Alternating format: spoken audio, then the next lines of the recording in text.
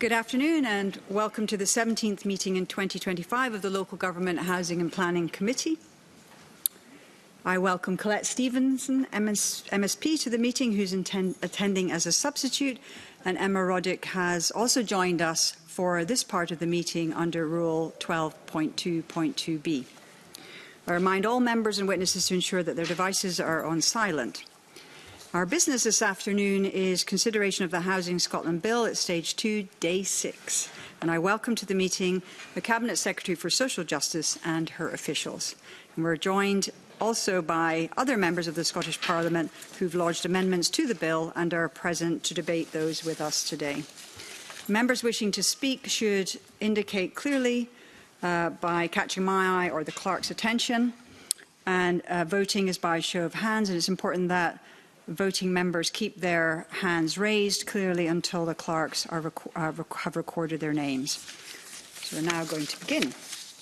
I call Amendment 507 in the name of Mark Griffin, group with amendments as shown in the groupings. Mark Griffin to move Amendments 507, and I will also invite you at this time to speak on behalf of Sarah Boyack, her Amendments 415, and Pam Duncan-Glancy, her amendments 476 and other amendments in the group. Thank you. Thank you, Convener and colleagues. I hope you'll bear with me while I go through this fairly lengthy and technical list of amendments in this particular grouping. I don't need to quote the Competitions and Markets Authority conclusion that there was a significant consumer detriment in the private management of housing estates in Scotland to illustrate the points that I'm attempting to make with my proposed amendments to factoring legislation in Scotland. I don't need to raise the petitions that have been brought to this Parliament as well by frustrated members of the public. I'm sure that members only need to look at their inbox. If it's anything like mine, they will have been contacted by many residents of private housing estates who are entirely frustrated, deeply unhappy with the relationship that they have with their factors. We've known that the balance of power in factoring relationships is skewed in favour of corporate interests for a long time. My colleague Patricia Ferguson brought a Members' Bill, now law, in order to try and regulate factors back in 2011. 15 years later, and it's clear, with more than 350 factors currently on the register and only 3 having ever been removed for a breach of the Code of Conduct, that the law was a good start, but I think much still needs to be done to bring more fairness to those relationships. I think the Government have also agreed that this is the case, and going as far back as 2013, have been promising a code of conduct for land maintenance companies. The reason that the code has never been produced is not that there are too many legal complications or the arguments for the code have been found to be wrong. It's that the Government have said that they've had other things to prioritise. So while constituents and colleagues have been living with these expensive and unfair factoring relationships, the Government have deprioritised this work, and that's why I've brought forward these amendments now. I don't think factoring in Scotland is fair, and I don't think we should wait for another 15 years to look at further change. So I've proposed a number of substantive changes to the Factoring Act through the Housing Bill, which, along with changes proposed by my colleagues, rebalances the power relationships towards homeowners. I appreciate the work done by you, Convener, to ensure that homeowners will be able to more easily remove factors, and intend to support your amendments if moved.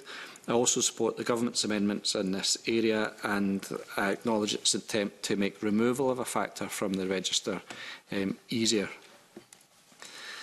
I would ask colleagues to support amendments in the group from Sarah Boyack and Pam Duncan-Glancy in this grouping, which will allow homeowners to take a group action against factors to the First Tier Housing Tribunal in order to stand in solidarity with each other against corporate interests, and allow local authorities to adopt amenities on public housing estates.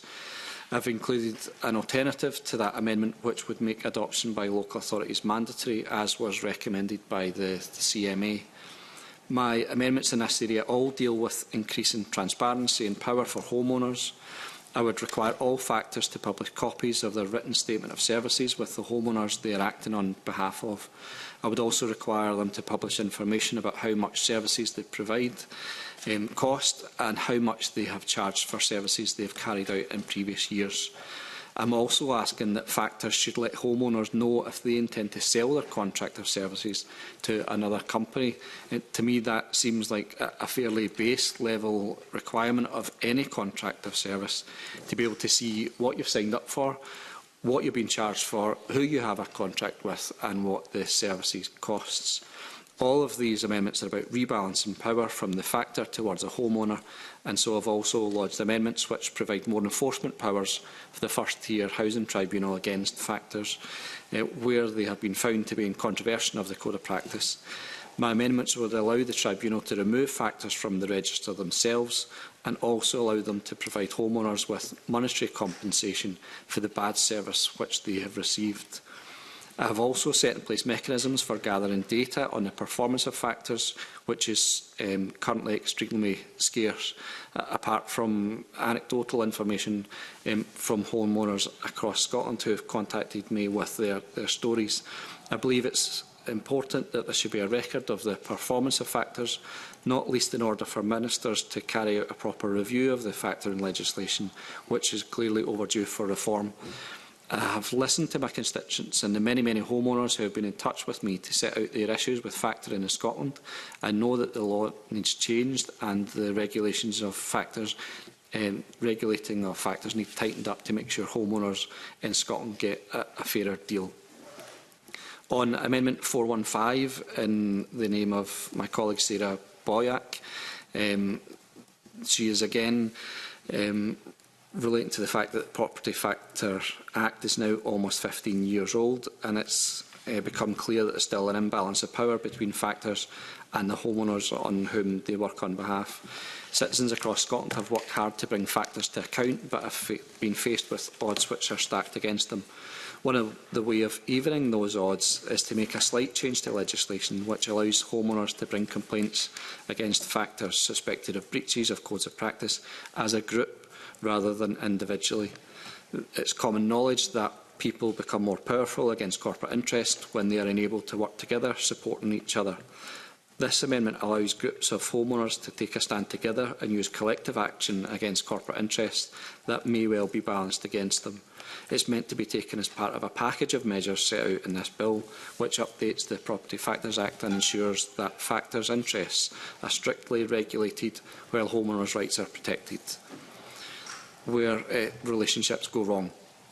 I'm also aware of the length of time it has taken for the government to take action to bring forward changes to factoring legislation following the petition brought forward a few years ago. While Ms Boyack has acknowledged the government's assurance that action will be taken to strengthen the provision of the Act, she would like to point out that these assurances have been heard repeatedly and we still wait for action. Ms Boyack is fully intended to work in good faith with the government in order to ensure legally competent change can take place, but would ask colleagues to give due consideration to the length of time that we've waited for change to happen already. My colleague Pam Duncan-Glancy on Amendment 476. This has been laid because it's important to be able to hold existing property factors to account, but it's also vital that where a factor has pulled out or been dismissed and a suitable alternative can't be found, residents shouldn't be left in limbo. It can be difficult to source an alternative property factor in Glasgow because some areas have fewer factoring companies operating, especially in older tenement buildings or smaller developments. What's more, where there is an alternative available, because there is little competition, some factors may increase prices because they have the monopoly. There is no legal cap on how much money a property factor can charge. However, they must justify their cost as reasonable under Scottish property law. Amendment 476 will amend the Title Conditions Scotland Act 2003 to obligate local authorities to take responsibility for land where a factor has pulled out or been dismissed and a suitable alternative can't be found. The amendment stipulates that local authority would be able to charge a reasonable fee for this, which could be set out by regulations to be made by the Scottish Ministers. This amendment would ensure that homeowners are not left in limbo without a factor, and they are not subjected to extortionate prices through no fault of their own. The entire suite of amendments here in the property factors grouping all speak to the difficulty of homeowners being able to challenge the service, the cost, and the competition that exists in providing grounds maintenance and other issues in common areas around their properties. I have supported groups of residents who have had to jump through a whole myriad of legal hoops to kick out an underperforming factor and find a replacement either by local authority or other alternative. And I think it's long overdue that we looked at this area of law and made it easier for homeowners to take control over the common areas that they are responsible through their title deeds, and to challenge the factors that are providing, in some cases, a substandard service. Thank you, Convener. Thank you, Mark. Oh, could you move your amendment? Yep, move 507. Thank you very much. Cabinet Secretary, to speak to Amendment 387 and other amendments in the group. Thank you, Convener, and good afternoon. I recognise the intent behind many of the amendments in this grouping, and I appreciate that there are difficulties experienced by some in the property factor system. I know members will have knowledge of this from their constituency work, as Mark Griffin has mentioned, as indeed I do myself, Convener. However, the amendments proposed here are very wide-ranging and pick out a number of discrete topics across what is a complex and interconnected system. And while I am sympathetic to what members are trying to achieve and the constituency cases that I'm sure lie behind many, I am concerned about looking at issues in isolation from each other and from that wider system. I'm also very mindful we have not engaged widely with stakeholders on this issue. Instead of working in a potentially piecemeal way, I would like to look at any issues in the round and engage with stakeholders to review the system in its entirety and identify what improvements can be made. I wish to take that time to do that work properly and would welcome members' contributions to it, instead of pressing forward with the range of amendments we have today. I begin with Amendment 507 in the name of Mark Griffin. This would require additional information to be included as part of an application to be a registered property factor. While I appreciate the intent is to strengthen the application process, I am not clear on the value of this additional information would provide beyond what the Code of Conduct, with which all registered property factors must comply, and property factor enforcement orders already allow. As these existing provisions appear to be operating as intended, I can't support these amendments without hearing further from stakeholders on these issues.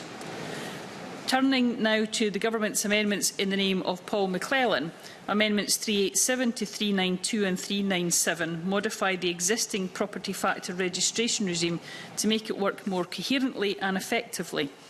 In particular, they clarify when a property factor number is to be disclosed, adjust matters to be considered as part of the fit and proper person test, expand powers to remove property factors from the register where the factor no longer exists, clarify the duty to notify property factors who are removed from the register in cases where this is not possible, require refusals and removals to be noted on the register, allow property factors to seek removal from the register, and confer additional enforcement powers. These amendments will improve the registration scheme at this point, and I would urge members to support them in order to bring forward improvements before the review I mentioned earlier. Turning to Amendments 508 to 513 in the name of Mark Griffin, it's not clear how Amendments 508 and 513 in particular would benefit the system overall. Scottish ministers have the responsibility to assess if applicants are fit and proper for registration. Consideration is based on all relevant circumstances. The Tribunal would not have access to the full range of material used to determine if someone is a fit and proper person to carry out property factoring, and so this amendment would narrow the scope of the fit and proper test. This would have potentially negative implications for factors, businesses and for homeowners. I therefore cannot support it without understanding more behind it. Turning to Amendments 509, 510 and 511, these amendments relate to provision of certain information to homeowners. It is my view that the Code of Conduct for Property Factors already caters for what is proposed in these amendments. The Code covers how fees, charges and works already undertaken or to be undertaken are handled and communicated, and how factors will cooperate with another factor to allow for a smooth transfer.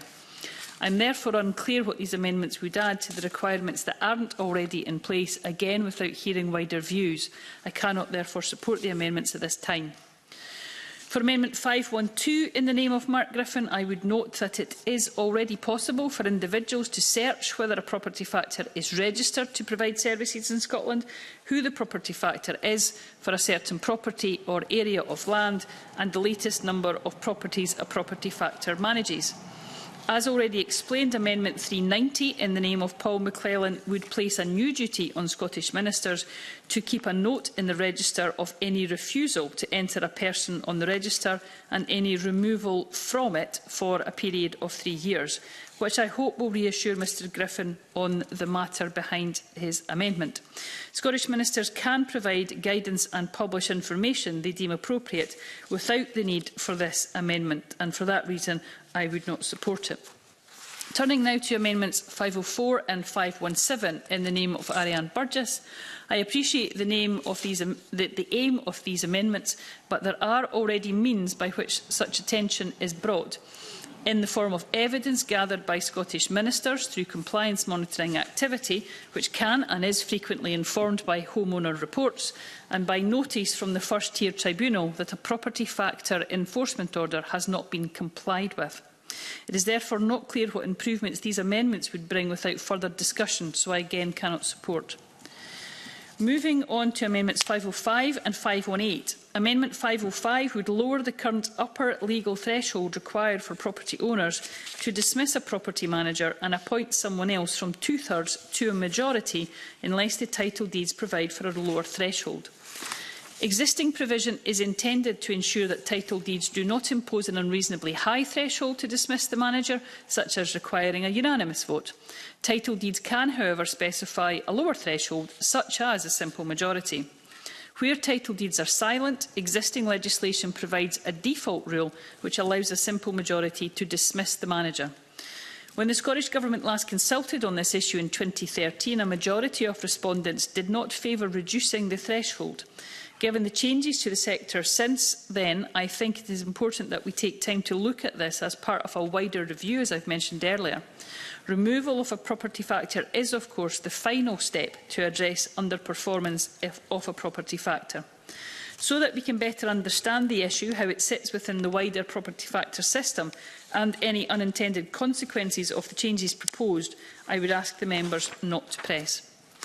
For Amendment 506, in the name of Mark Griffin, I do recognise, as I have said, there are some difficulties experienced by some users of the system, and have committed to work with members and stakeholders to consider those in the round taking the need to do so properly. This amendment would drive too short a timeframe for work of that nature and set a particular scope before we've had time to consider matters. So for that reason, I cannot support it, but I would emphasise my offer to engage with members and stakeholders to look at the system in the round. I'll give way to Mark Griffin first, and then I'll come in over me. I appreciate the Cabinet Secretary's comments that that timescale might be restrictive. Residents who have been experiencing unsatisfactory factors have had a government commitment before. Going back to 2013, we haven't seen the voluntary code updated or any updates to legislation. So just to ask if the Cabinet Secretary can put on record how long we'd expect any of that work to be carried out, and recommendations to be seen and felt by residents. I do appreciate the need for movement on this. What I would say is I think I mentioned yesterday, and if it wasn't yesterday, it was certainly at a previous session, there are a number of areas where the Government has said they'll work between stages 2 and 3, and then also areas that we're taking on work after the bill, I hope, is passed by Parliament.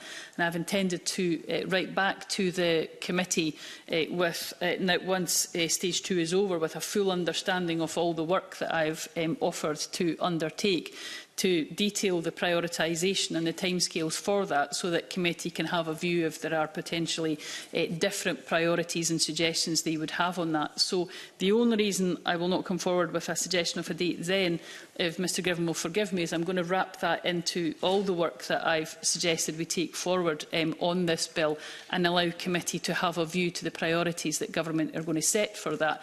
And he may wish to suggest this is more of a priority or not compared to some of the other work we've done, but that would be the way I would tend to take that forward, if you'll forgive me for not putting a timescale on it for today.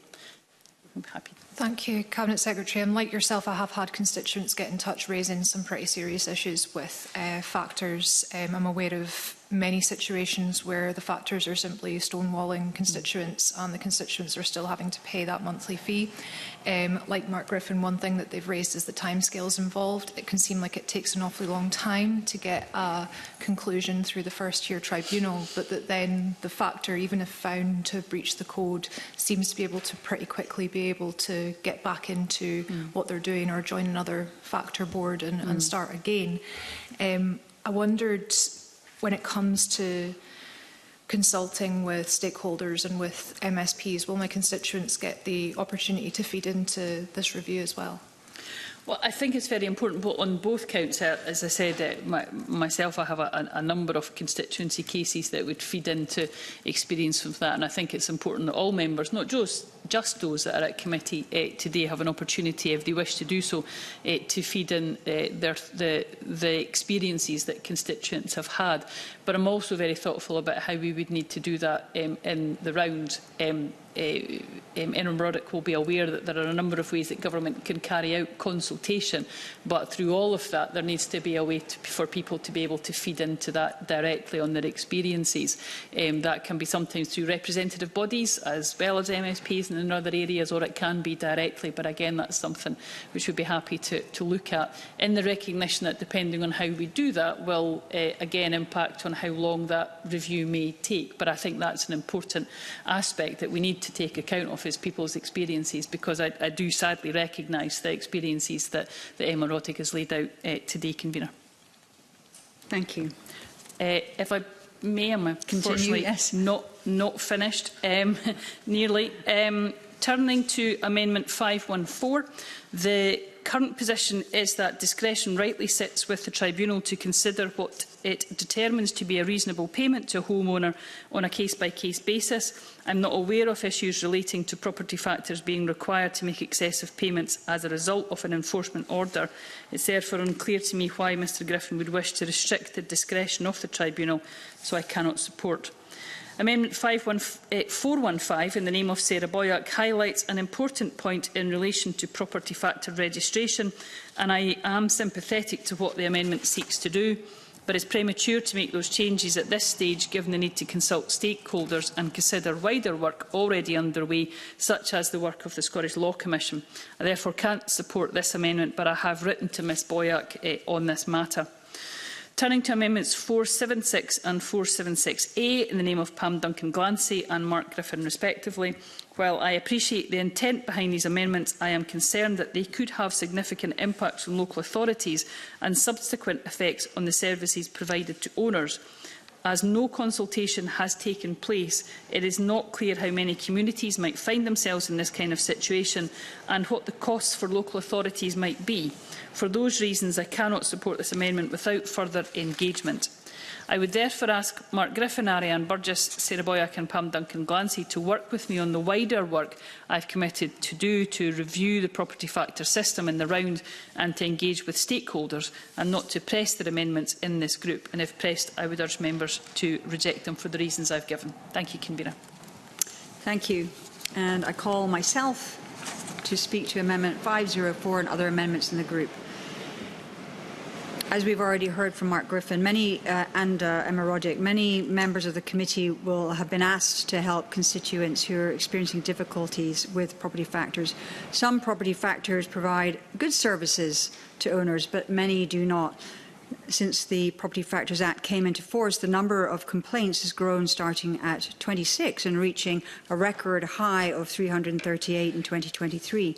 And many owners of factored properties complain that much-needed repairs are not done, delayed, carried out to a poor standard or overcharged for. And this really does matter to a great many people. Approximately 710,000 Scottish properties, about a quarter of all homes, are managed by almost 400 property factors and letting companies. And when owners want to change factors, it can be very difficult given the high threshold need. And in larger developments, perhaps with many absentee owners, this can be practically impossible. And this means factors lack the incentive to improve and owners are stuck with a poor service. We do not tolerate this in other markets. If your bank provides poor service, you can move your account. And the UK government has changed the law to make this easier to do so.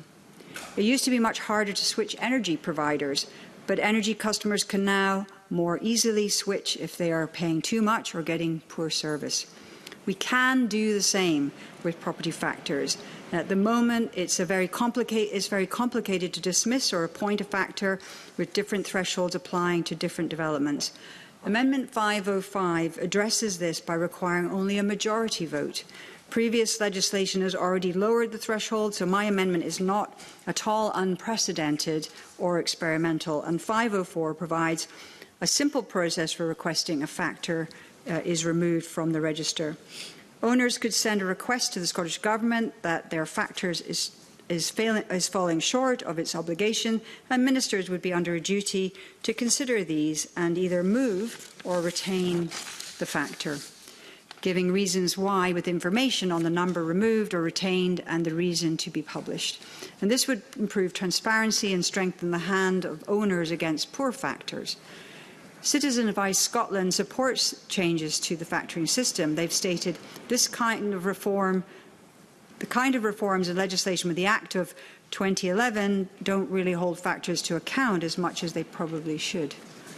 There's an urgent need for greater transparency and awareness to ensure homeowners understand their rights and can effectively change unfair factoring practices. And I understand, as Mark Griffin already mentioned, that former MSP Patricia Ferguson, the MSP who introduced the Property Factors Act, is supportive of a reset between owners and factors.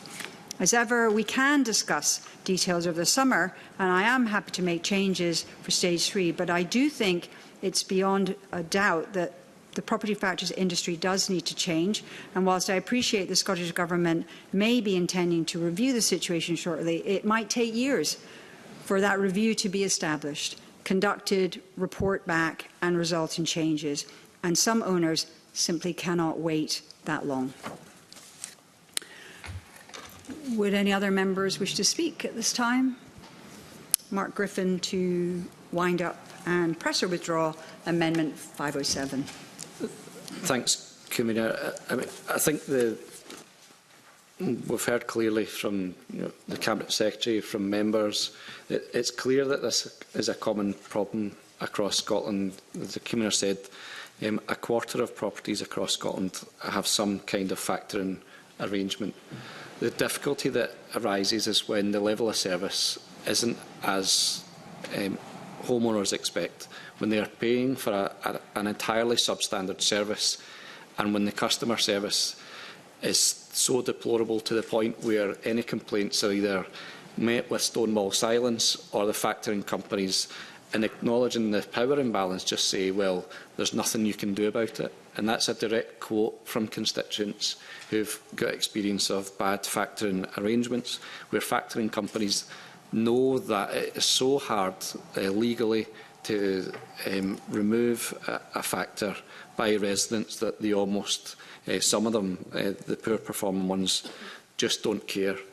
It can't be fair that a factoring company can give up a contract and an alternative appointed with no consultation, with no awareness even by the residents who pay that contract. That there is an example raised by my colleague Pam Duncan-Glancy in Cambuslang, where the first residents found out about a new factoring company being appointed to maintain the common areas was when they received the first bill from that new company. It can't be fair that the factoring companies can change with no limits, but residents themselves need to get together, hold a public meeting, have a vote of over 50% of residents before a factor will even sit up and take notice. It isn't my intention to move these amendments at this point, but I do plan on bringing back a suite of amendments at stage 3. I hope the Government has heard loud and clear round the table the real desire for change to the factoring arrangements in Scotland, that the status quo is simply not an option, that residents have waited a long time to see change from Government that hasn't been forthcoming, and so I would hope to work with the Government between stage 2 and stage 3 and to give residents a more solid proposal as to what changes we would like to see to support them going forward. I seek permission to withdraw Amendment 507. Mark Griffin seeks to withdraw Amendment 507. Does any member object to the amendment being withdrawn? There are no objections, so the amendment is withdrawn. I call Amendment 387 in the name of the Minister, already debated with Amendment 507. Cabinet Secretary to move formally. Formally. The question is that Amendment 387 be agreed. Are we all agreed? Yes. I call Amendment 508 in the name of Mark Griffin, already debated with Amendment 307. Mark Griffin to move or not?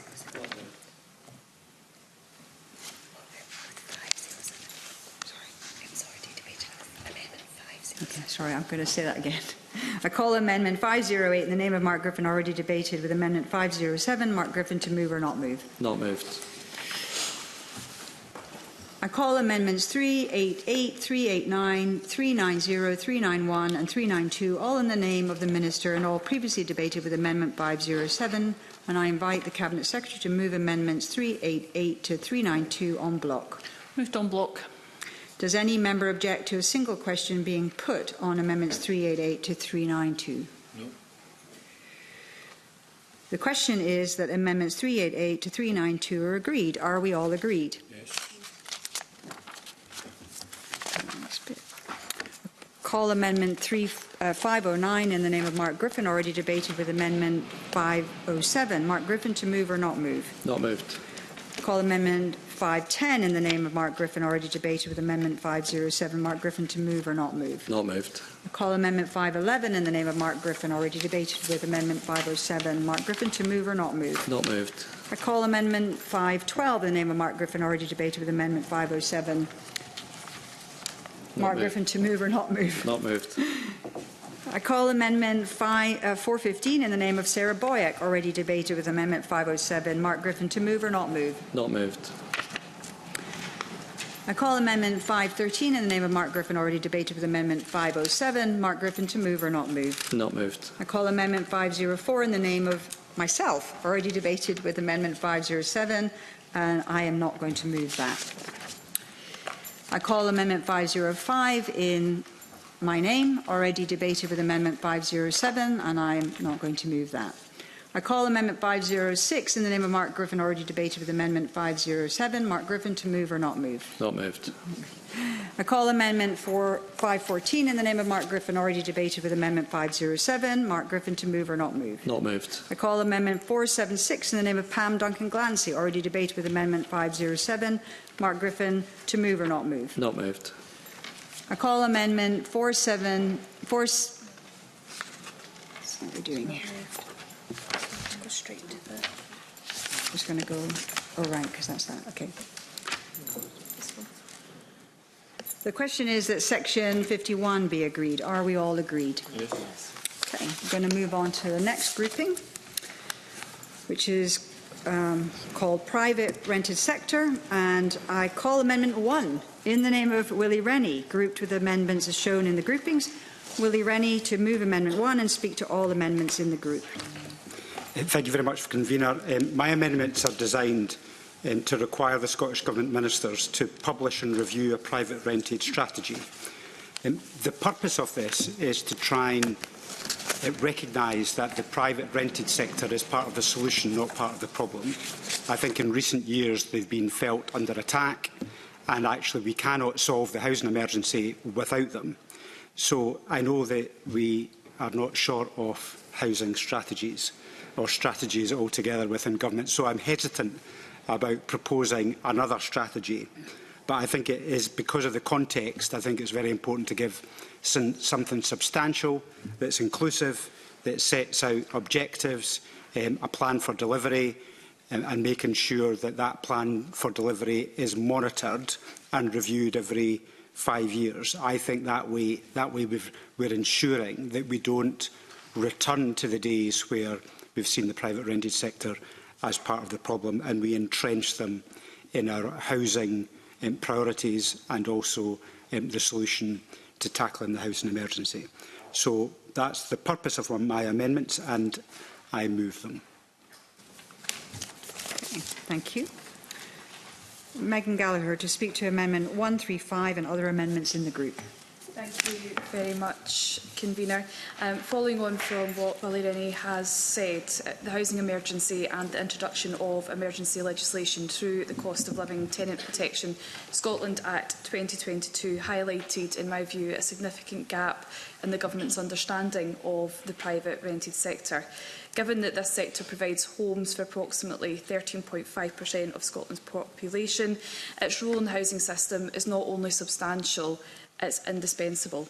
Had a comprehensive strategy been implemented earlier, it is possible that Scotland could have avoided a lot of the housing shortages that we are seeing today. And I do believe that the amendments submitted by Willie Rennie, although I understand why he is wary about bringing in another strategy, it is definitely coming from the right place, and it's an area that we absolutely have to look at as part of this housing bill. If I may touch upon my amendment 135A, the Charter, as proposed in that amendment, would offer a clear and accessible framework to support both landlords and tenants. I'm hoping that the amendment itself would serve as that straightforward tool for communicating key information. I don't want to be over-prescriptive when it comes to implementing a charter. Again, the reason for this amendment was to make sure that the rights of the private rented sector are being upheld, but of course that balance, which is so important between the sector and tenants, is absolutely met through the charter. Amendment 135A would be to change when this charter, if it would be approved, would come into force from 12 months to 6 months respectively.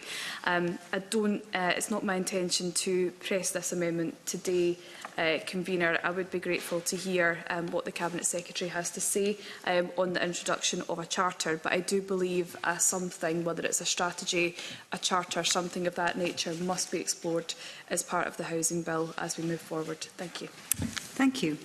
And Maggie Chapman to speak to amendments 135B and other amendments in the group. Thanks very much, Convener. My amendments in this group seek to support and hopefully improve upon Megan Gallagher's private rented sector charter. I support the idea of a charter, and I think Megan's comments just now indicate why it's so important. Tenants' rights are often not clearly outlined, so a charter that simply explains rights and how tenants can ensure they are met is very welcome, and I think actually very, very important. So I hear that Megan's not going to press her amendments today, but just the rationale behind the ones that I have lodged.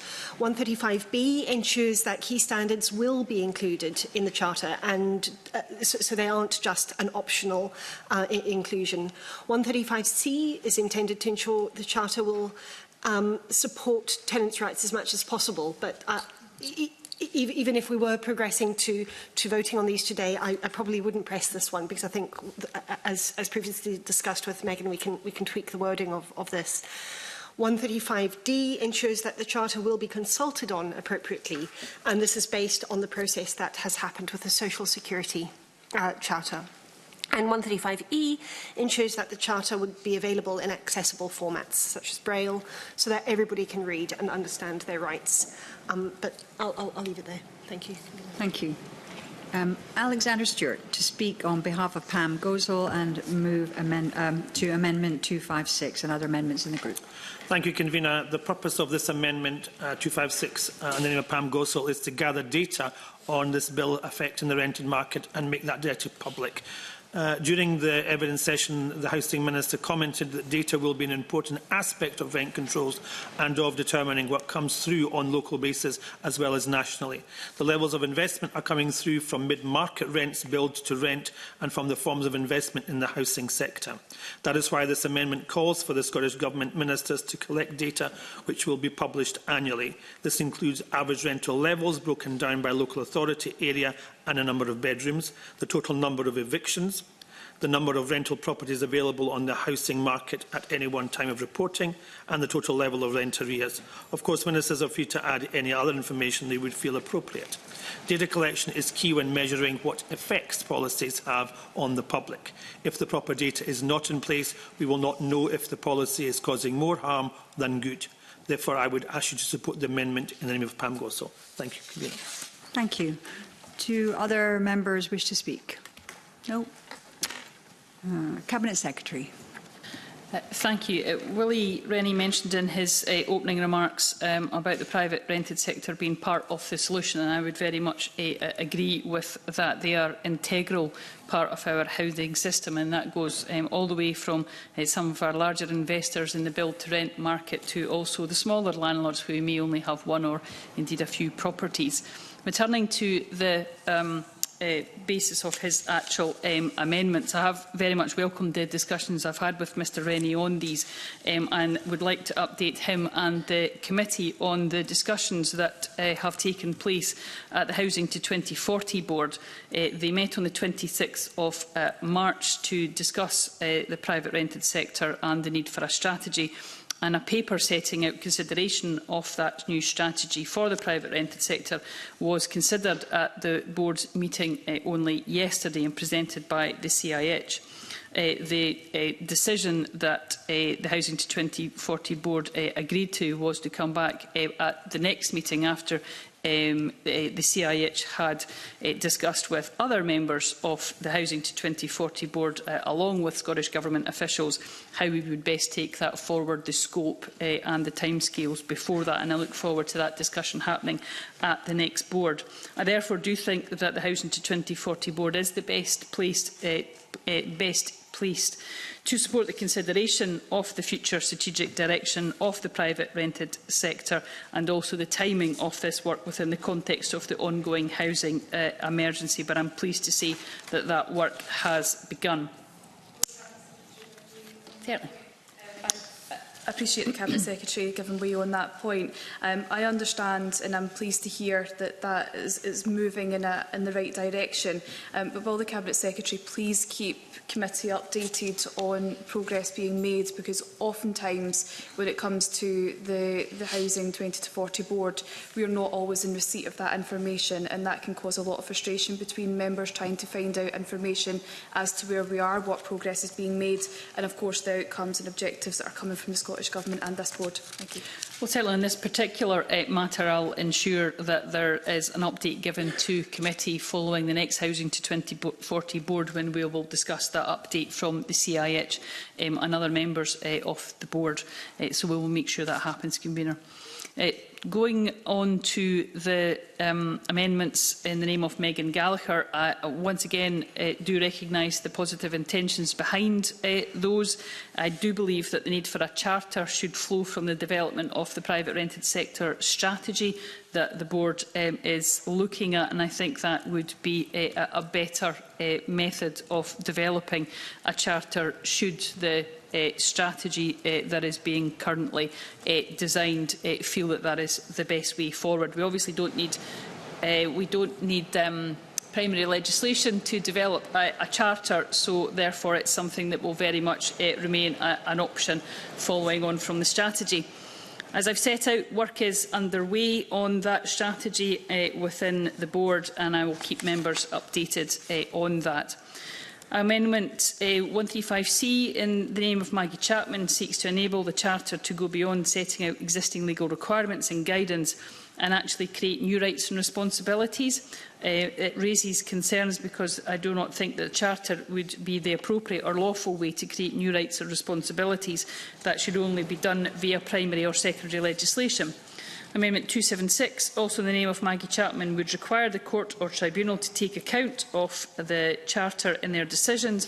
Again, I understand the intent behind this amendment, but it's not required because the tribunal and court already take into account all circumstances of a case when making a decision, and that could, for example, in the future also involve a charter. Amendment 256, in the name of Pam Gosal, would require ministers to prepare an annual report on the operation of the legislation on the private rented sector. I agree that there is importance in monitoring the operation of the legislation, but an inflexible statutory duty is not the best way to achieve this.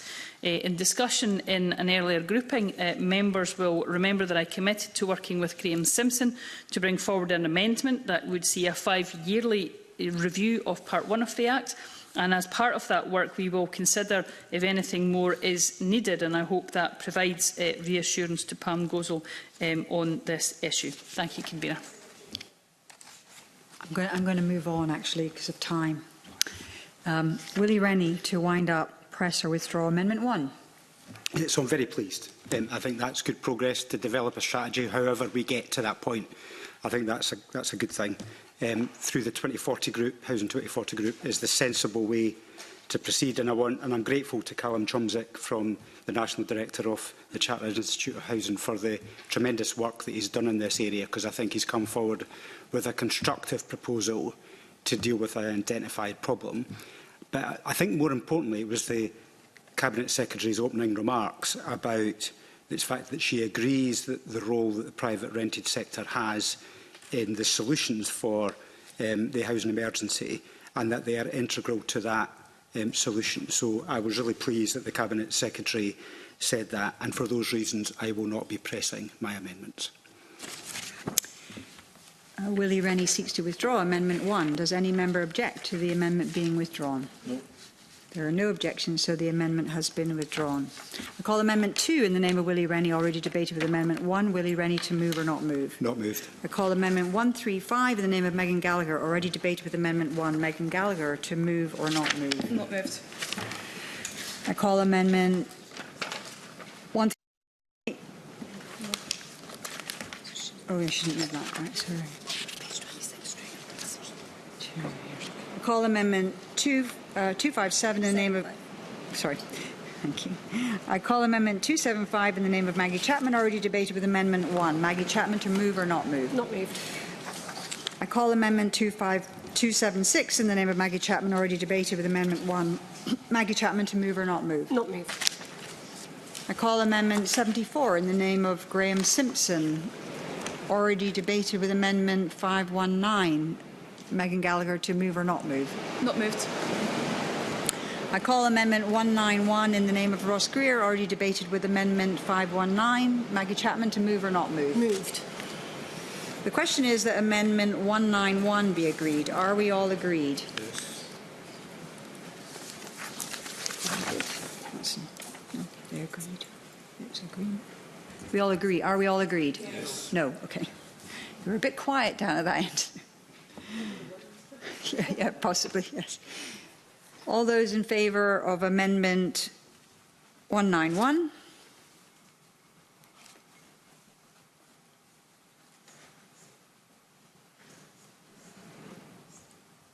All those against?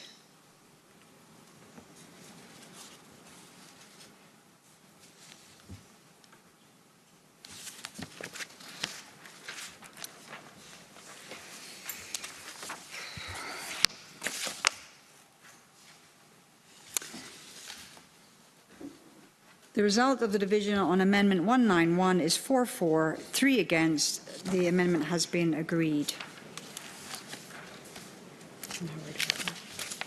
Next one, 192.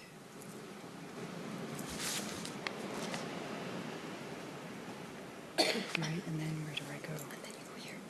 So I call Amendment 192 in the name of Ross Greer, already debated with Amendment 519. Maggie Chapman, to move or not move? Not moved. call Amendment 462 in the name of Ross Greer, already debated, with Amendment 519. Maggie Chapman, to move or not move? Moved. The question is that Amendment 462 be agreed. Are we all agreed? No. We're not agreed. There will be a division. All those in favour of Amendment 462? All those against?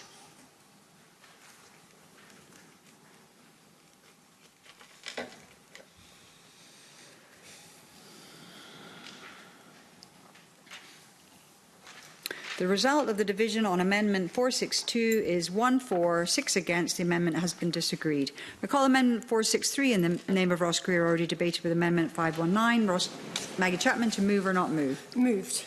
The question is that Amendment 463 be agreed. Are we all agreed? No. No. We're not agreed. There will be a division. All those in favour of Amendment 463? All those against?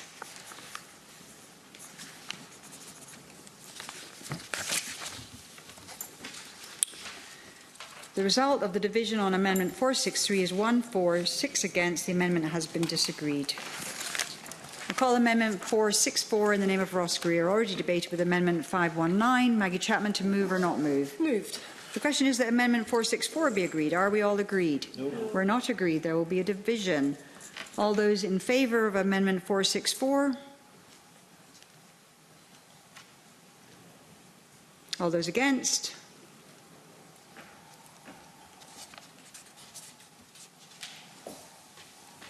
The result of the division on Amendment 464 is 1 for, 6 against. The amendment's been disagreed. I call Amendment 542 in the name of Ross Greer, already debated, with Amendment 519.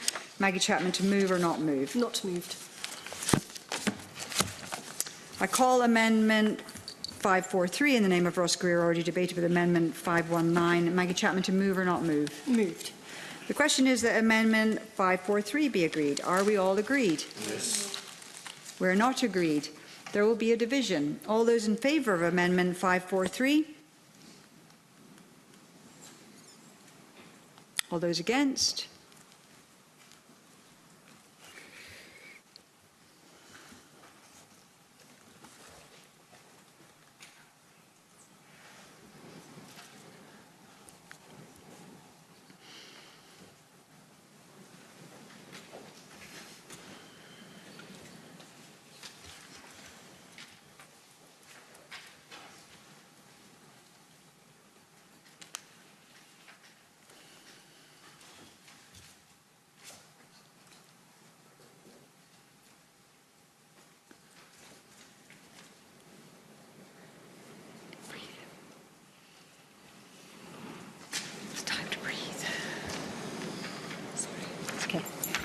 The result of the division on Amendment 543 is 4 for, 3 against. The amendment has been agreed.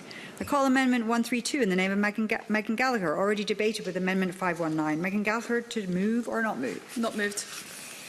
I call Amendment 224 in the name of Rachel Hamilton, already debated, with Amendment 519. Rachel Hamilton, to move or not move? Moved. The question is that Amendment 224 be agreed. Are we all agreed? No. We are not agreed. There will be a division. All those in favour of Amendment 224? All those against?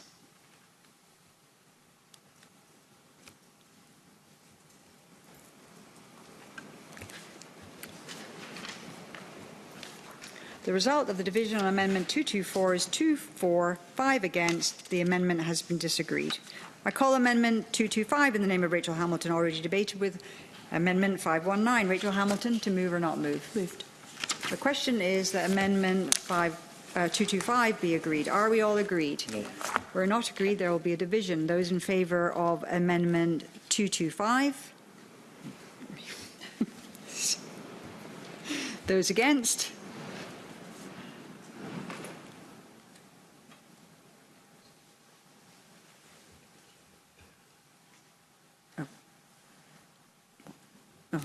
Sorry, yes, those against?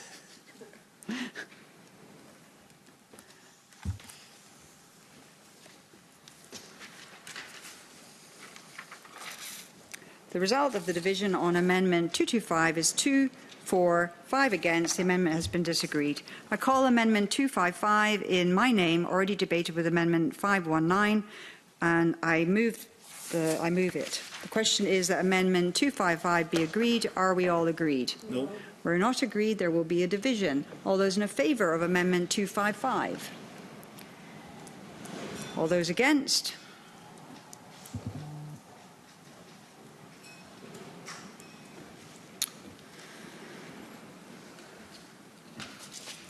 The result of the division on Amendment 255 is 1-4, 6 against. The amendment's been disagreed. I call Amendment 465 in the name of Ross Greer, already debated with Amendment 519. Maggie Chapman to move or not move. I call Amendment 466 in the name of Ross Greer, already debated with Amendment 519. Maggie Chapman to move or not move. Moved. The question is that Amendment 466 be agreed. Are we all agreed? No. We're not agreed. There will be a division. All those in favour of Amendment 466? Go on, go on. All those against?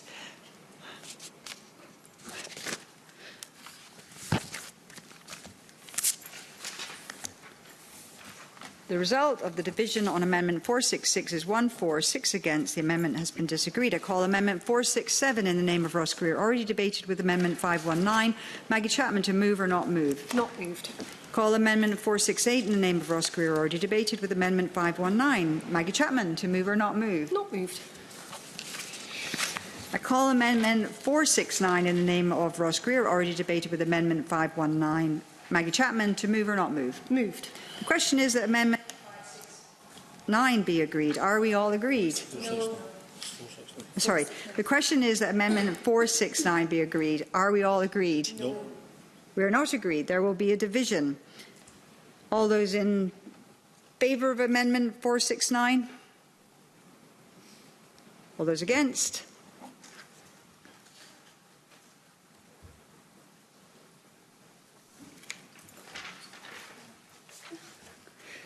The result of the division on Amendment 469 is 1-4, 6 against. The amendment has been disagreed. I call Amendment 492 in my name, already debated with Amendment 519, and I choose to move that amendment.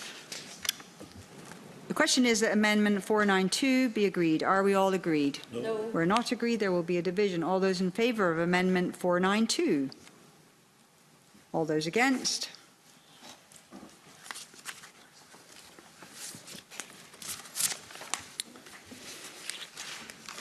The result of the division on Amendment 492 is 1-4, 6 against. The amendment's been disagreed. I call Amendment 493 in the name of Ross Greer, already debated with Amendment 519. Maggie Chapman to move or not move. Moved. The question is that Amendment 493 be agreed. Are we all agreed? No. We're not agreed. There will be a division. All those in favour of Amendment 493? All those against?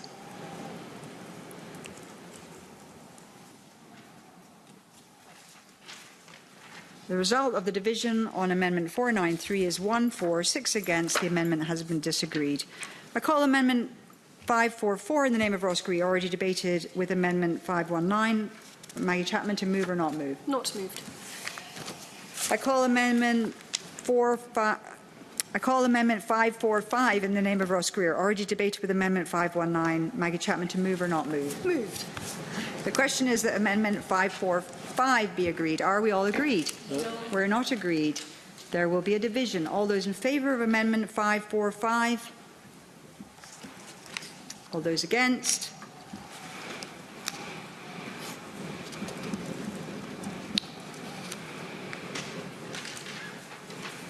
The result of the division on Amendment 545 is 1-4, 6 against. The amendment has been disagreed. I call Amendment 546 in the name of Ross Greer, already debated with Amendment 519. Maggie Chapman to move or not move. Moved. The question is that Amendment 546 be agreed. Are we all agreed? No. We're not agreed. There will be a division. All those in favour of Amendment 546? All those against?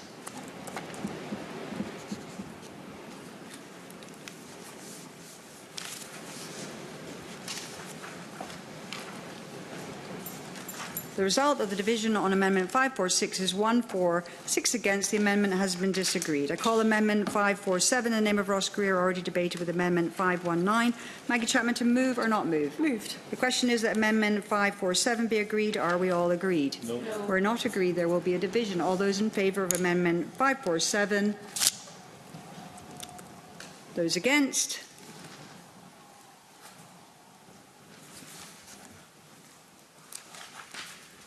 The result of the division on Amendment 547 is 1 for, 6 against. The amendment has been disagreed. I call Amendment 193 in the name of Ross Greer, already debated with Amendment 519. Ross Greer to Maggie Chapman, to move or not move? Moved. The question is that Amendment 196 be agreed. Are we all agreed? 193 be agreed. Are we all agreed? Yes. We are not agreed. There will be a division. All those in favour of Amendment 193?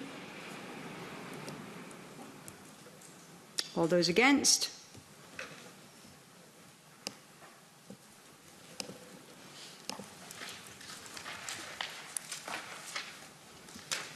The result of the division on Amendment 193 is 5 for, 2 against. The amendment has been agreed. I call Amendment 194 in the name of Ross Greer, already debated with Amendment 519. Maggie Chapman, to move or not move? Moved. The question is that Amendment 194 be agreed. Are we all agreed? Yes. We are not agreed. There will be a division. All those in favour of Amendment 194? All those against?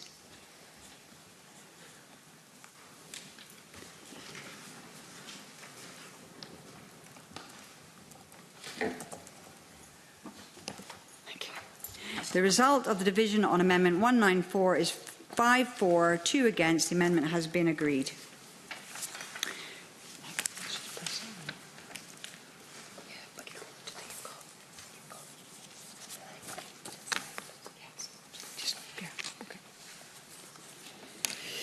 Okay, I just want to know, we are going to continue on. We have 9 minutes. We're going to move on to housing availability. We probably won't get through the whole debate in this grouping, but I just want to maximise the time that we have. So I'm going to call Amendment 223 in the name of Rachel Hamilton, grouped with Amendments 270, 515, 553 and 277. Rachel Hamilton to move Amendment 223 and speak to all the amendments in the group. Thank you, Convener. Amendment 223 makes practical changes to the Town and Country Planning Scotland Act 1997 in relation to permitted development rights for the change of use from agricultural to dwellings. My amendment aims to unlock this potential by ensuring that regulations by orders made under this Act must not place restrictions in relation to the number of separate units or the floor space of the units. Why am I doing this? Because rural Scotland needs more homes. We are already providing those buildings. They are already available. The amendment would support a lot of what is discussed in this Parliament, rural regeneration, by bringing disused buildings back to life, delivering housing faster without taking up new land, making better use of existing infrastructure which is already there. And crucially, it would reflect the real variety of agricultural buildings across the country, from small barns to large steadings, allowing for more creative, efficient and scalable development. It also fits squarely with the NPF4 presumption in favour of brownfield development. By expanding permitted development rights, it would streamline the planning process, reduce bureaucracy and unlock more opportunities for rural housing without compromising on quality or oversight. In short, this is a practical, low-impact change with high-impact results. If the government was serious about delivering new homes, they would support this very practical amendment. Turning to the other amendments in this group, we will be supporting 270 and 277 in the name of Mark Griffin. 270 requires Scottish ministers to provide regulations that define what exactly constitutes a housing emergency. Amendment 270 also states that if a housing emergency is declared, the ministers must outline a strategy and lay the report before Parliament. Amendment 277 is a technical wording change. Sadly, we will not be supporting Amendment 515 lodged by Maggie Chapman, which outlines conditions for the introduction of compulsory sales or lease ordered by local authorities, or 553 lodged by Ariane Burgess, which creates a self-bid register of persons seeking to acquire land to build on homes. And I move the amendment. Thank you, Convener. Mark Griffin to speak to Amendment 270 and other amendments in the group.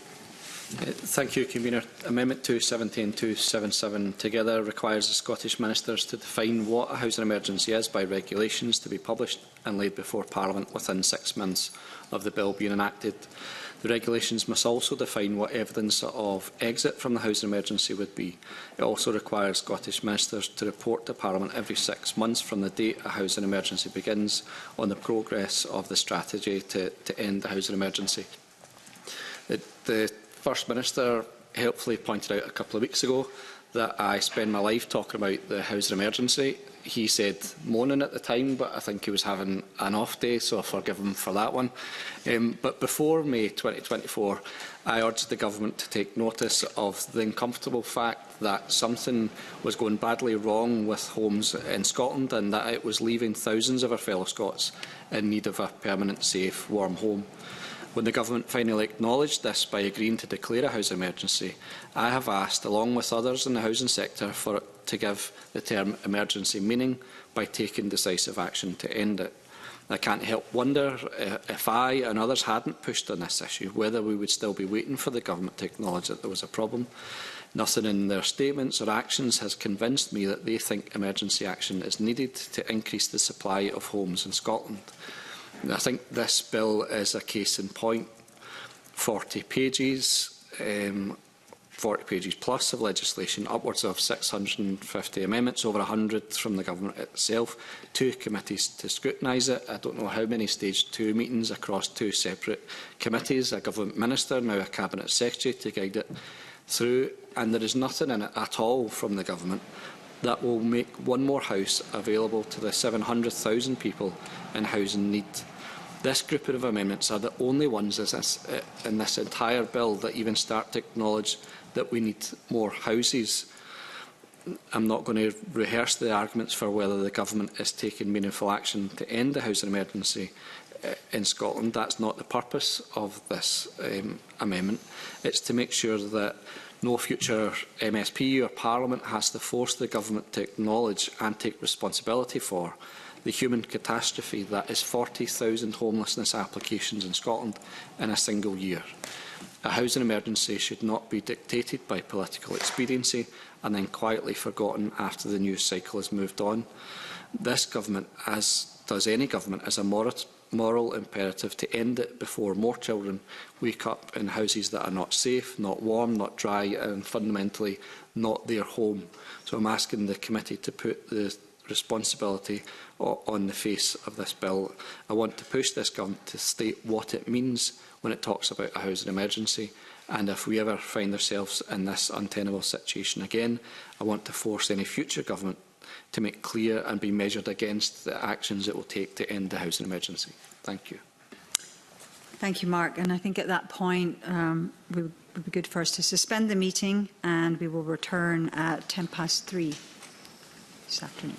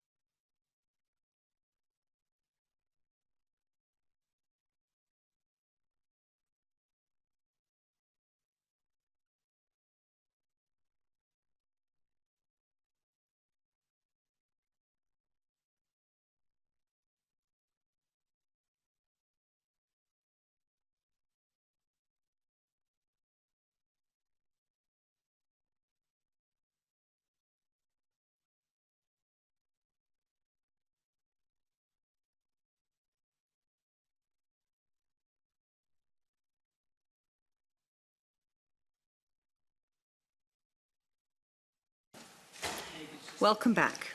Maggie Chapman to speak to Amendment 515 and Maggie Chapman to speak to Amendment 515 and all amendments in the group. And I know people will be sad to hear that this is my last amendment for this bill at this stage. 515 is an absolutely crucial amendment. We have criticisms that this bill does not do enough to increase supply of homes, and my amendment seeks to address this in specific ways. Scottish Vacant and Derelict Land Survey 2023 showed that we have over 9,000 hectares of derelict and vacant land in Scotland. Roughly 2/3 of vacant and derelict land, when it is eventually brought into use, is used for residential housing. And we also have many houses not in use. As of 2024, 31,596 homes were left empty for more than 1 year. We have a housing crisis. We have people living in unsuitable accommodation. We have local authorities suspending social housing allocations as they are needed for temporary accommodation. Yet we also have almost 32,000 homes that could be rented or sold for people to live in. This situation has to change, and my amendment does that. It would allow local authorities to order a property or land that has been left vacant for a specified period, 3 years, to be sold for housing or to be rented to tenants. And this is not a new idea. England's empty dwelling management orders, which allow privately owned properties to be managed, have been in place for around 20 years. The Scottish Land Commission published proposals on this back in 2018, but the Scottish Government has yet to act on those proposals. I'm very grateful to have had the support of Shelter Scotland for my amendment. I'm not shying away from the fact that this is a complicated area, and that is why I have left this largely to secondary legislation. I also accept that my amendment may need some tweaks or changes, but given the statistics I have outlined and the housing crisis that Mark Griffin and others have already mentioned this afternoon, we should be using the bill to send a clear signal that we no longer tolerate houses being left empty for years when people are homeless. Thank you, Convener. Thank you. And I call myself to speak to Amendment 553 and other amendments in the group. Across Scotland, there are numerous communities and groups who wish to create good quality community housing with placemaking at its heart. And these projects not only take pressure off taxpayers, they can also deliver happier, healthier communities. But too often, the challenge for these groups is getting land. This amendment is intended to make it easier for them to turn the vision of creating home into reality. Existing legislation requires local authorities to keep registers of those who wish to self-build. But the current register and its associated guidance isn't providing enough support to self-build projects. Amendment 553 would change this by reforming the register and its associated processes. Firstly, it will only be open to local community groups or individuals who plan to live in the house they build, and I've been careful to ensure commercial developers won't be able to use it as a loophole. Secondly, councils will have to refer to the register whenever they make decisions about planning, housing or land disposal. This requirement will only create a small burden in terms of time and resource. It will also mean the supply of land is matched up with demand. Thirdly, to make this process as simple as possible for councils, I've made a provision requiring interested parties to ensure their entries to the register are up to date. And that way, councils don't have to constantly chase up interested parties or need to rely on what could be an out-of-date register. Another feature I've included is a requirement for councils to make a best value assessment when it comes to selling land for self-build. And this will allow community housing to scale up more easily, because if a project can prove it will deliver benefits for the community, for example, by saving the taxpayer money, it will be able to access land at a discounted rate. The wording I've used ensures that this will not be open to individuals who have to pay market rates. And this is very much a first step towards replicating some of the abilities English and European local authorities have, putting power into local people's hands so that they can create homes in their area that meets their need. Does anyone else wish to speak to this grouping? Cabinet Secretary. Thank you, Convener. Amendment 223 in the name of Rachel Hamilton seeks to remove current restrictions relating to the number and size of units that can be developed through permitted development rights. PDR allows certain developments to go ahead without the need for a planning application. They are specified in secondary legislation. As such, new or amended PDR can, and I believe should, be introduced via statutory instrument following a period of public consultation. In 2021, the Scottish Government introduced a new PDR for the conversion of agricultural buildings to dwellings, subject to certain restrictions, including a limit of up to 5 dwellings per farm and a maximum unit size of 150 square metres. The Minister for Public Finance has confirmed that this summer we will carry out a public consultation on the potential role of PDR in delivering more high-quality homes in the right places, including in rural areas. This consultation exercise will provide the opportunity for all parties to make their views known ahead of any PDR being introduced via statutory instrument. Given that PDR can already be amended through secondary legislation and in view of the forthcoming consultation, the Housing Bill is not considered an appropriate vehicle for the changes sought. Amendments 270 and 277, in the name of Mark Griffin, seek to place a duty on Scottish ministers to define conditions which would constitute a housing emergency or an exit from an emergency. In the event that such conditions are met, these amendments would compel ministers to declare a housing emergency, publish a strategy to end the emergency and report on progress of the strategy. It is extremely difficult to work on an overall definition of what constitutes a housing emergency. As we've already seen, the reasons for doing so are varied, depending on the pressures facing national and local housing markets, as well as international, UK and Scottish economic contexts. Therefore, one size does not fit all. Responding to a housing emergency is not the sole responsibility of the Scottish Government. It requires a collaborative and flexible approach from all spheres of government, UK, Scottish and local government, working in partnership with the housing sector to respond to the crisis in hand. Mr Griffin's amendment would keep the reasons for declaring a housing emergency limited to those set out in the regulations and could potentially give rise to a situation whereby a unique set of localised circumstances which could not have been foreseen but which do impact on a local housing market are not covered. While it would be open for ministers to amend the regulations, this perhaps demonstrates that inflexible statutory provisions are not suitable to define a scenario which could vary considerably depending on the circumstances prevailing at any given time. Upon declaring a national housing emergency in May last year, we accepted the need to move quickly and take action, and we have done just that, making significant progress in reducing social housing voids, supporting the acquisition of new affordable housing and addressing levels of private sector empty homes in those areas suffering from the greatest temporary accommodation and homelessness pressures. We are accountable to the Scottish Parliament and must demonstrate the progress we are making. A broad span of ownership and cooperation is required to deliver comprehensive solutions, and this is why over the past year we have built a strong collaboration with a range of partners spanning national government, local government, housing representative bodies, developers, investors, third sector organisations and tenants groups.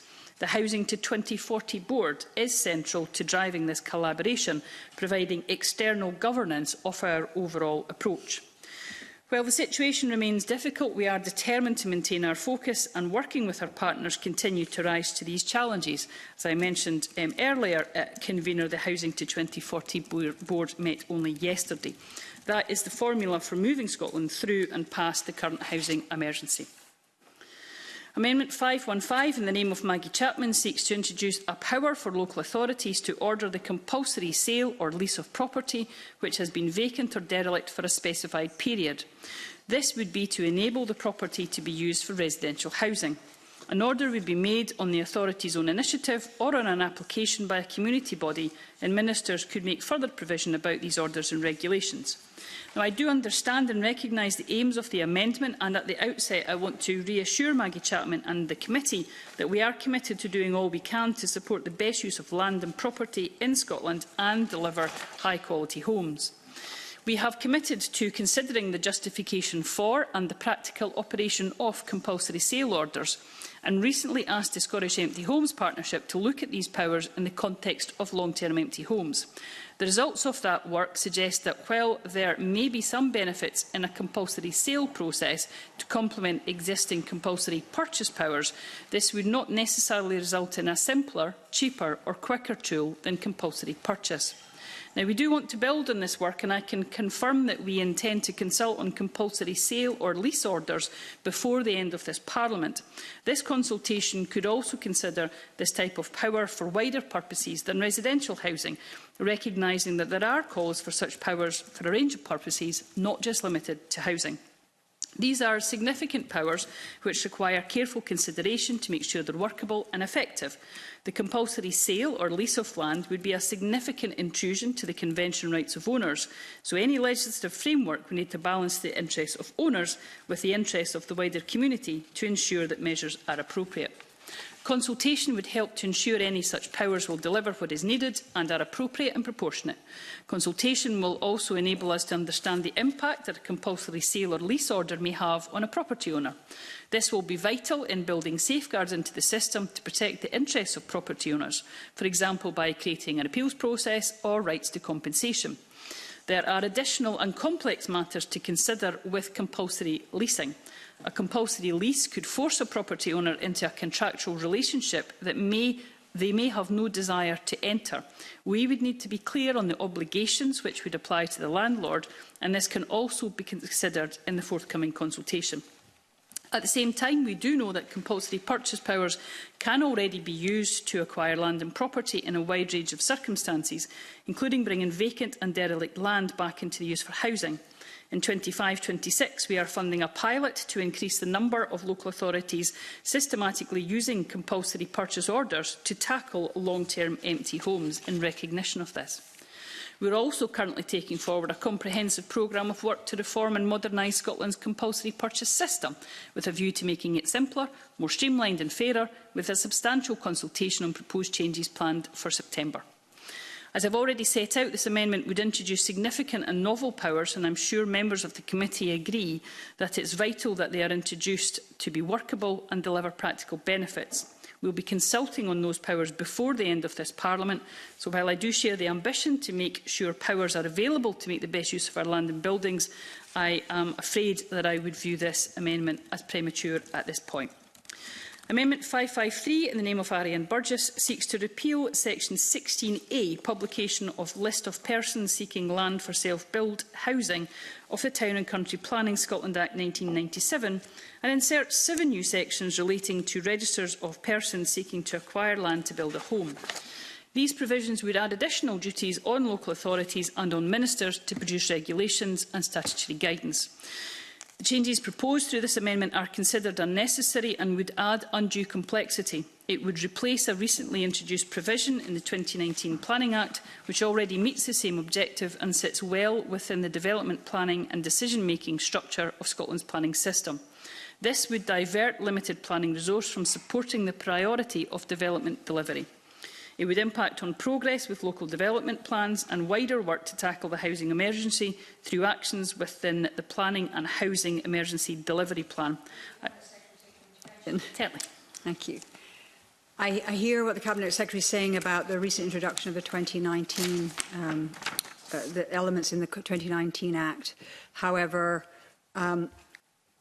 I've been drawing on this legislation that's in the UK, 2015 legislation based in the UK, and I'm looking for more support for self-build and custom build. And I just wonder if there's something that needs to be looked at in what already exists, again, similar to some of the conversations that we've been having across the work on this bill, that can actually put more support in so we actually see communities coming forward and really getting that land. Again, it's another measure to try to find other ways to bring housing forward that we urgently need. Thank you, Convener, and I would absolutely share the sentiment that's behind this amendment to ensure that we're making the best use of land and bringing property forward. And I recognise the important work, the important place that self-build can play in dealing with the housing emergency. As I've set out, I don't feel that the proposal that is being brought forward is necessary or indeed may achieve the outcomes that I think we both wish to see. I have asked my officials to ensure that I'm being kept up to date with what is happening in the rest of the UK to see if there are lessons to learn. And following that work that will come to me, if there's more that we can take forward together, I would be happy to contact you, convener, to see if we can take anything forward. So I can assure you I will endeavour to look at that in short order and see if there is anything that can be done in this area. But in conclusion, convener, I would ask for this amendment not to be pressed. Thank you very much. Thank you. Rachel Hamilton, to wind up and press or withdraw Amendment 223. Well, I'll be clear from the outset. I'm going to press it for these reasons. The reason that I think this is so important is because what might have happened if I hadn't brought forward this amendment on improving the current position of permitted development rights. We are in a housing emergency. That has been mentioned so many times during the course of this bill. And the group is called Housing Availability.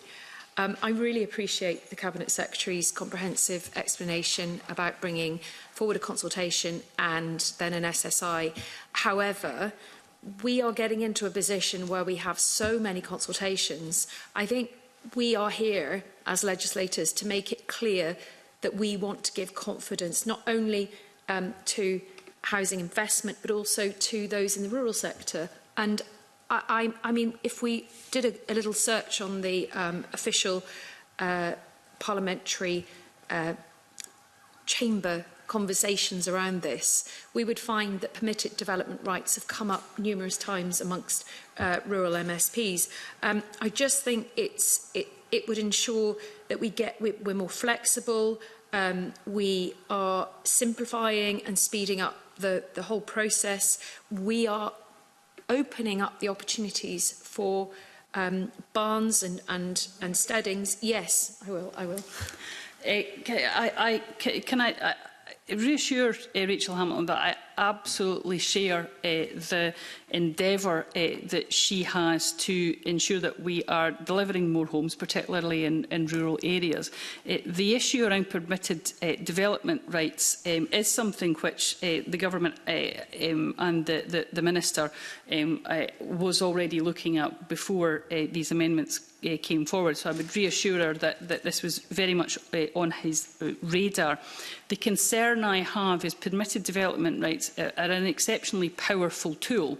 That also means that we take very seriously, if we grant those rights, the implications of having those rights and the difficulty indeed of ever taking away rights, which is why I think the best way to do this, even if we shared the aspect that the member may wish to bring in, is to do that with consultation and through secondary legislation to allow that work to continue, because permitted development rights are an exceptionally powerful part of the planning system, and I'm loath to see that done, regardless of the issue, without that consultation taking place, to allow people to have their say. I appreciate that explanation, but if you look at a steading development that's currently being held back and could offer the investment that's needed for example, farms or farmers in the current financial climate to actually develop the steadings, provide accommodation for people who are working in, for example, diversification on that farm, that they are actually being held back. And I think the rural depopulation has been more acute, in remote and rural areas. And I think this would go a long way to solving some of those issues without having to go through a summer consultation and beyond that. And we've got an election coming up next year. I can't see, the urgency within this. So I will press. Thank you. Okay. The question is that Amendment 223 be agreed. Are we all agreed? No. We're not agreed. There will be a division. All those in favour of Amendment 223? Those against?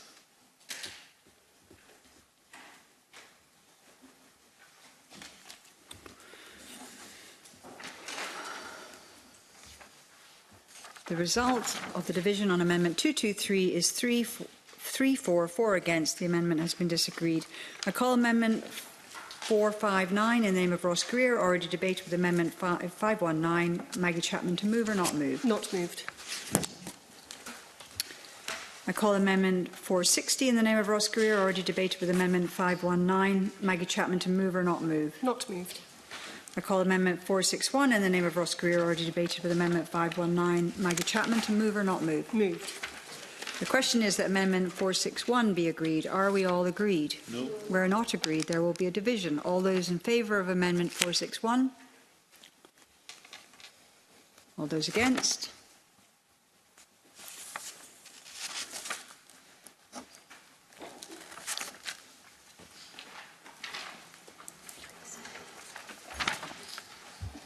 The result of the division on Amendment 461 is 1 for, 6 against. The amendment has been disagreed.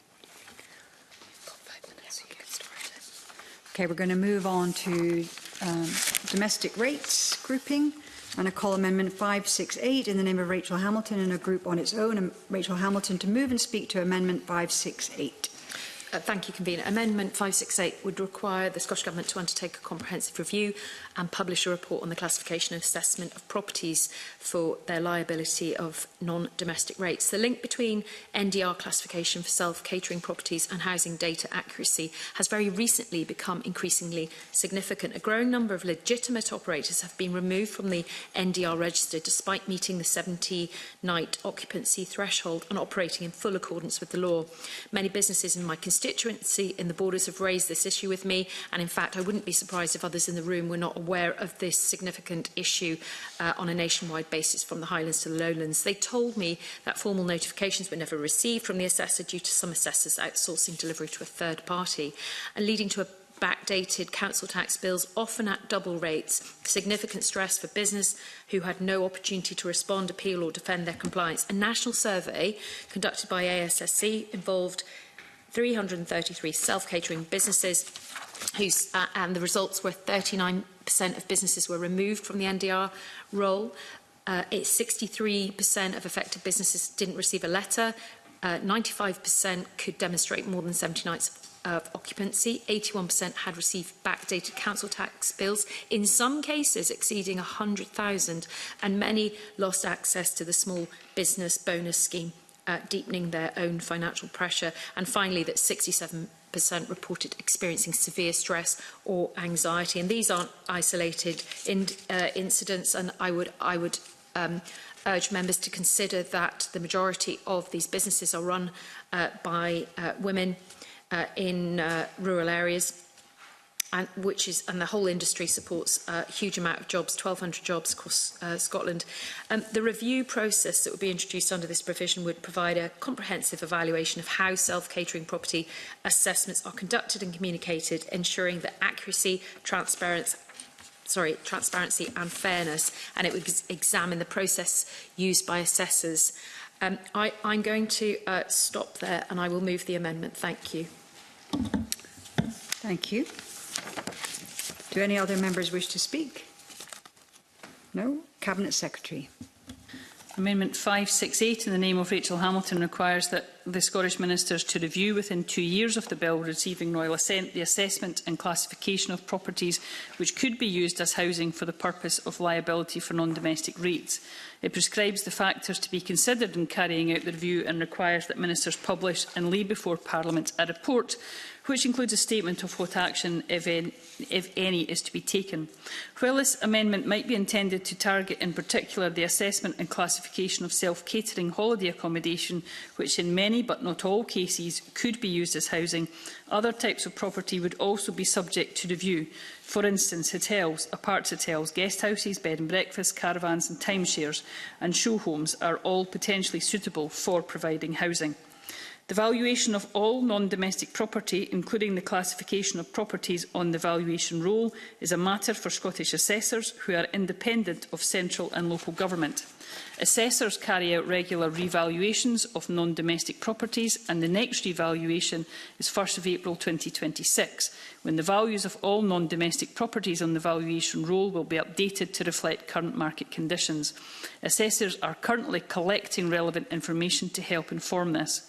Self-catering accommodation properties are also subject to an annual audit to ensure that they meet the requirements which classify them as self-catering holiday accommodation liable for non-domestic rates rather than council tax.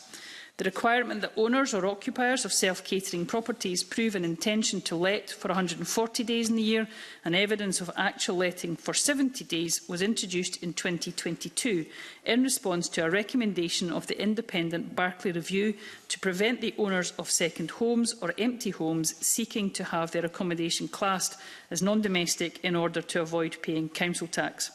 Where a property is not determined to be self-catering holiday accommodation for the purposes of non-domestic rates, it will be removed from the valuation roll and liability to pay council tax will arise. The independence of assessors and valuation is critical for the credibility of the non-domestic rate system, and the Scottish Government keeps all non-domestic rates policies under review. I would therefore ask the member not to press. Thank you. Rachel Hamilton to wind up, press or withdraw Amendment 568. I'm going to press the amendment, Convener, because I can't understand the correlation or the link between what the Cabinet Secretary, and I should declare an interest on this point because I have, my husband has a hotel in the Borders. So I can't see the link between the self-catering businesses and hotels in this context because it was the self-catering businesses themselves. A hotel isn't a self-catering business. They were removed from the non-domestic rates system and their reclassification onto the council tax list. And this just ensures that there is fair treatment for those small businesses under the short-term let taxation rules. No other rules. It's a short-term let rules. And the self-catering accommodation only makes up 0.8% of Scotland's housing stock, but it is so important because it provides those jobs and it provides an income to people who, in other circumstances, because they live in a rural area, don't have any other option other than to run that type of business. So I think it is important that the Scottish Ministers address these concerns. The industry or the sector is in trouble at the moment because of this, because they're having these bills, these double council tax bills, and it's completely unaffordable, and it's taking any income that they had to pay bills right back to 23-24, sorry. So I think it's really important that there is an evidence-based system that will allow local authorities and self-catering businesses to understand the implications that they have, because we might find ourselves in a very precarious position where these people start to come out of the sector itself. I'll press if I didn't already. Thank you.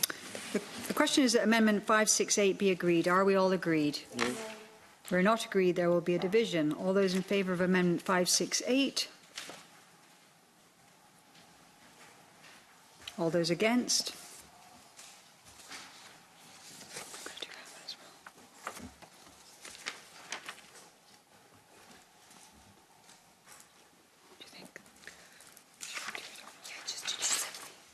The result of the division on Amendment 568 is 4 for and 3 against. The amendment has been agreed. I call Amendment 270 in the name of Mark Griffin, already debated with Amendment 223. Mark Griffin, to move or not move? Moved. The question is that Amendment 270 be agreed. Are we all agreed? No. We're not agreed. There will be a division. All those in favour of Amendment 270? All those against?